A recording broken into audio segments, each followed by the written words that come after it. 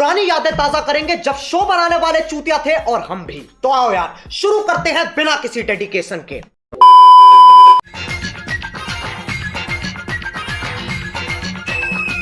চলো এই বৌদির কমেন্টটা দেখে আসা যাক কে কি কেমন কমেন্ট করেছে। 1 hour later. এক দাদাভাই খুব ভালো একটা কমেন্ট করেছে, বলছে এই বৌদিকে বাংলাদেশ পাঠানো হোক সবাই মিলে। ये बड़ी अच्छी बात कही आप। এক দাদাভাই খুব ভালো একটা কমেন্ট করেছে, বলছে বৌদি যেভাবে নড়াচ্ছে ছিঁড়ে পড়ে যাবে তো, আমাকে নাও আমি ধরবো।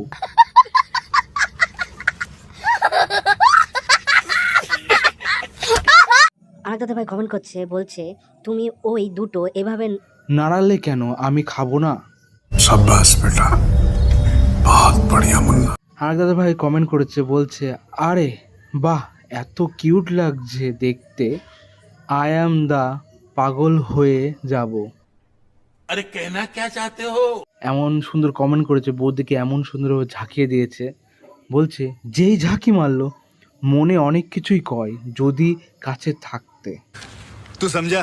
हाँ नहीं तू समझा नहीं। আই হ্যাভ আ গভীর প্রশ্ন। বাসর রাতে দুধের ফ্যাক্টরি চোখের সামনে থাকা সত্ত্বেও ক্লাসে কেন দুধ দেওয়া হয়? A few minutes later.